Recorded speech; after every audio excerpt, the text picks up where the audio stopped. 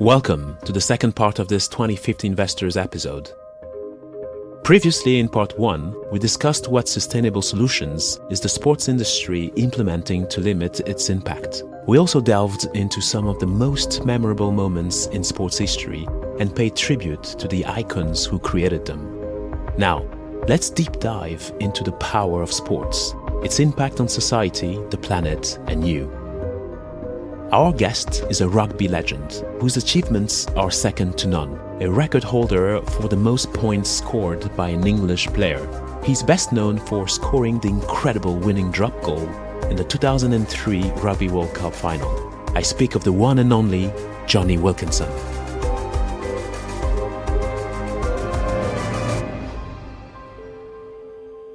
Hello, Jonny. Such a great pleasure to have you on the show. Yeah, it's a real privilege to be here. Thank you for the opportunity. This podcast episode is about the future of sport. Having been at the pinnacle of rugby and having achieved such an amazing career, how do you see the role of sports in shaping societal values and in fostering unity? For me, sport has played such a huge part in my life. In fact, it completely consumed my life, I guess, up until fairly recently before I retired from rugby.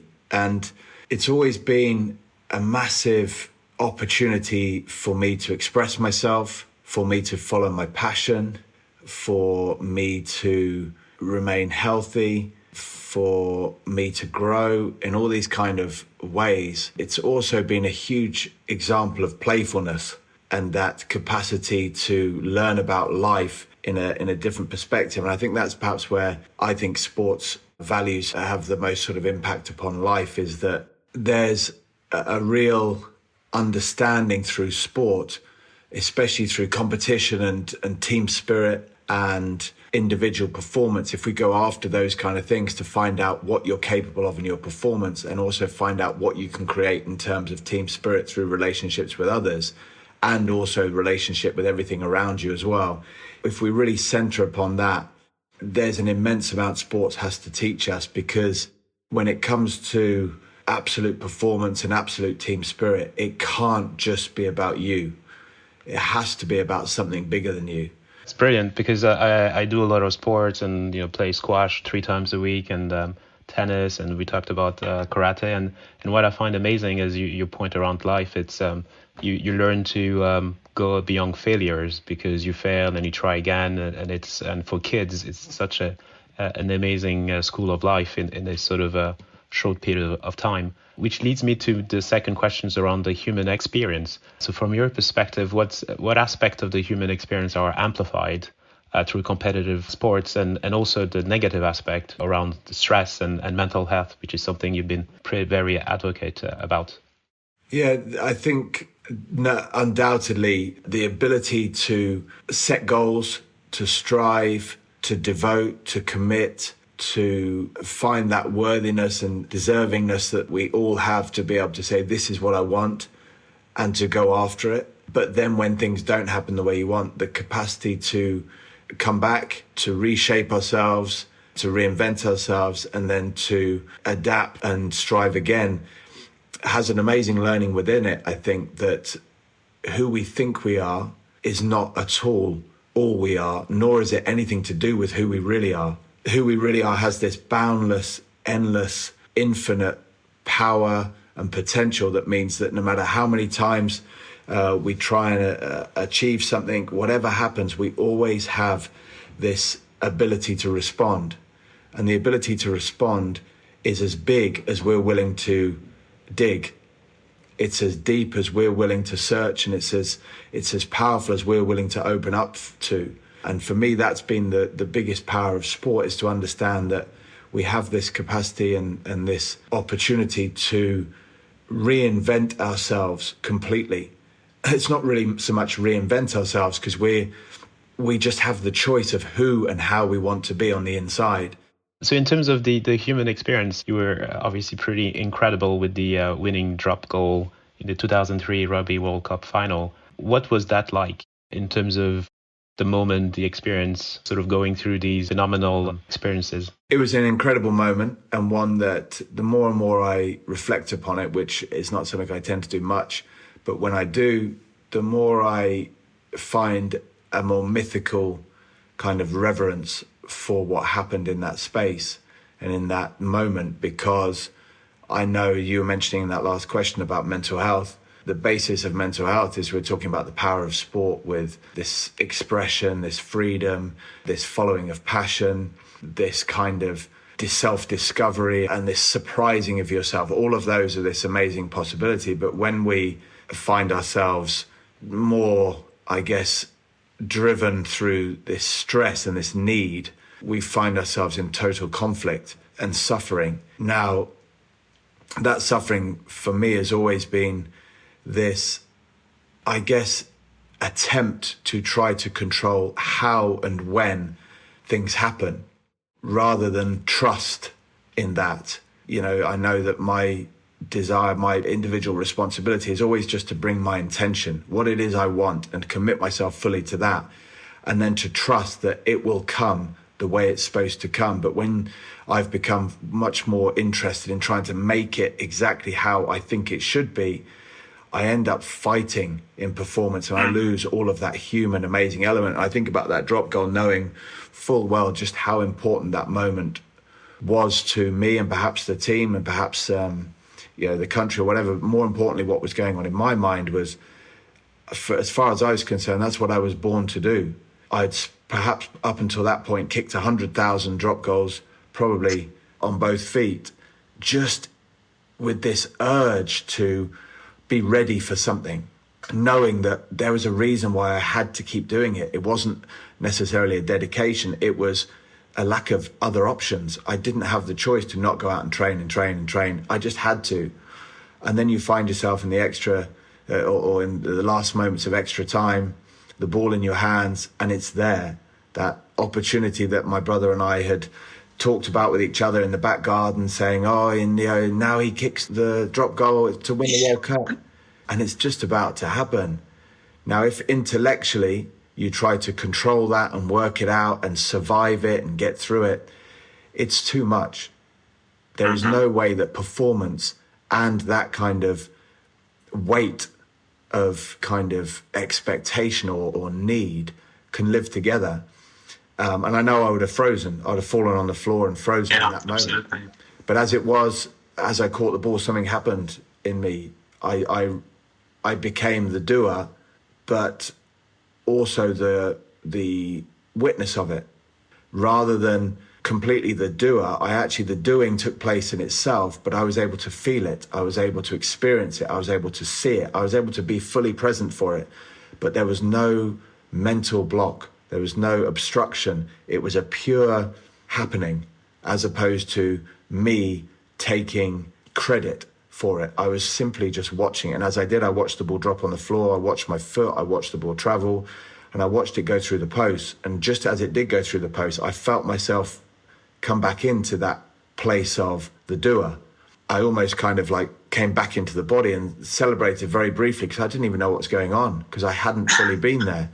Well, these are amazing thoughts, and I think it's for our listeners that will be pretty powerful life lessons. In this episode, we've looked at magical moments in history of sports, like the Michael Jordan's final shot or Serena Williams' first Grand Slam win. I think it's almost a magical and surreal moment between the training and the moment and being present. So just before we move to the climate change questions and the future of sport, so what sort of message or insight would you like to share with our listeners in terms of challenging one's limit or overcoming setback?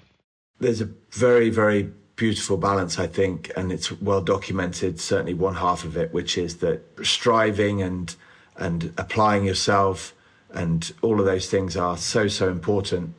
Working, dedicating and learning and understanding techniques and all of that stuff is, of course it's important, but I think it's overplayed in our society, and what's underplayed is this self-compassion, this self-love, and this self kind of, as I said before, maybe reverence, this kind of fascination with what's going on the inside of us, and this capacity to trust and to recognize that this everything, if we're willing to bring our intention to what it is that we want in life and to fully dedicate ourselves to communicating a clear message to life, what it is we want mentally, physically, emotionally.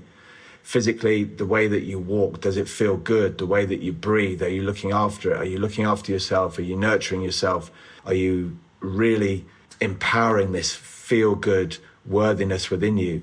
And then mentally, are you able to focus on what you want rather than what you don't want? And when you find yourself, perhaps consumed by fear or all those things, are you able to relax in that space and trust instead, as vulnerable as it feels? And then emotionally, are you willing to simply engage and involve yourself and remove the story that you have for others or the way that things should be, and to re-explore the relationship we have with challenge and with the unknown? That challenge become the greatest gift, whether it be the fear that lives inside you that has always been my biggest guide, that I ran from for a lot of time, but when I turned to face and listen to, I realized that it was the power of my purpose and passion, and it still is. And to face those challenges, and then to also start to make friends with the unknown, to understand that without the unknown, there's no such thing as life.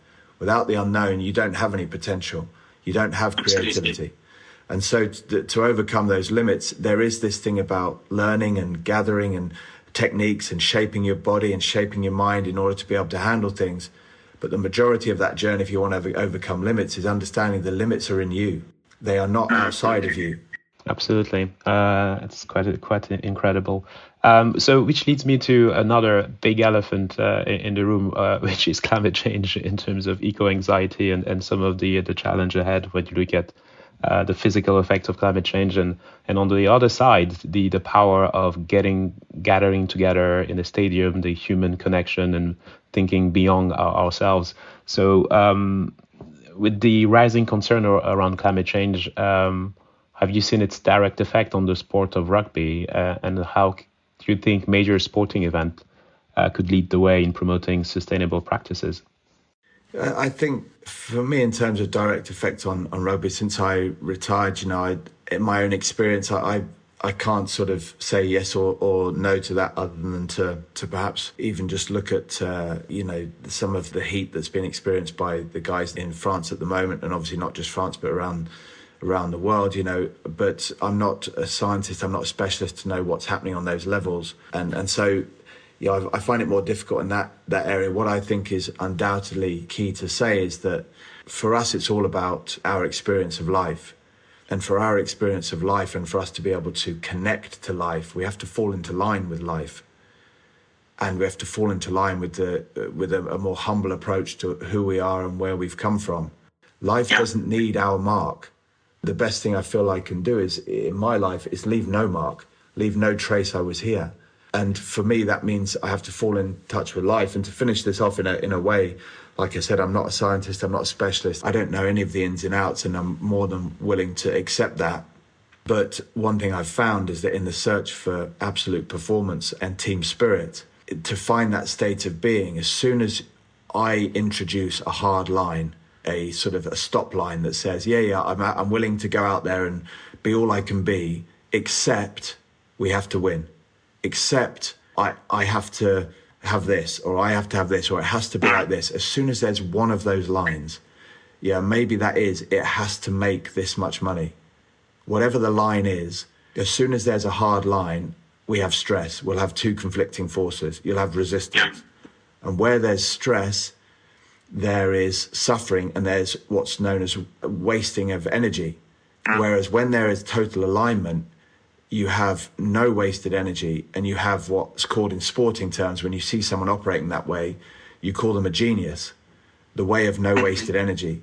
Now, my whole experience has been that in order to be sustainable within myself, I have to constantly be removing these hard lines and trust that my intention that comes through me naturally, my passion, my desire, that there is my responsibility to enhance that, to form it. And I think what happens is through that is that naturally there's an alignment with life, and you find out who you're meant to be, the same way that I think when you remove these hard lines as much as you can from other efforts, whether it be stadium events or whatever, the more you can remove those hard lines and come together, the more that a stadium can fall into line with life and be a scar upon it.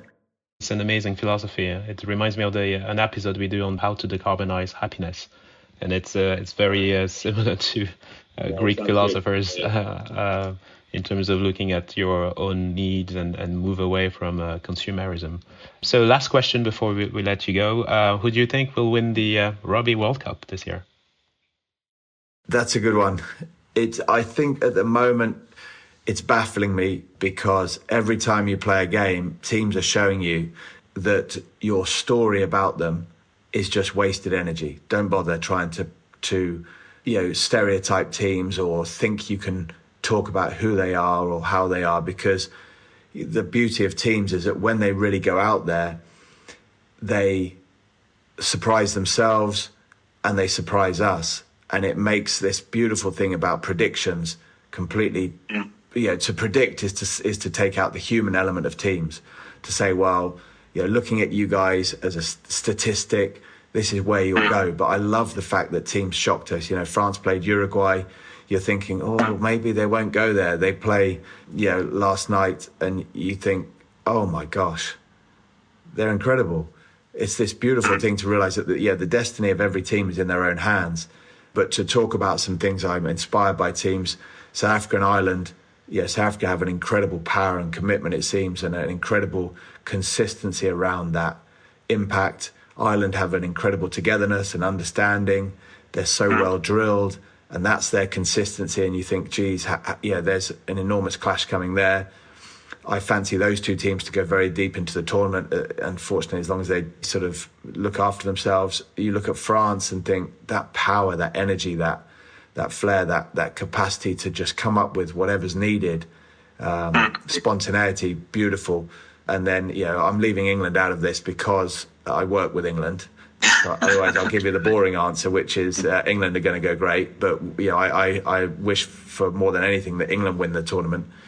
But the other one I think has been a beautiful thing is looking at someone like Fiji and just saying, there's a team. How good would it be for rugby in general if they made their way right into the depths of the tournament and inspired people to have that self-expression and that trust and just play to who you are and just be free and know that that's good enough, rather than make it all about it has to end a certain way. To trust that performance will bring results, not results will lead to performance. Excellent. So see you at the final then. Yes, indeed. I shall be there, and I shall be, like I said, I wish I could, if I could predict who was going to be there, I'd be probably a much wealthier man. But as it is, I'd much rather turn up and be surprised. I'll bring a selection of shirts just in case I... A good way to hedge yourself, indeed. Yeah, exactly.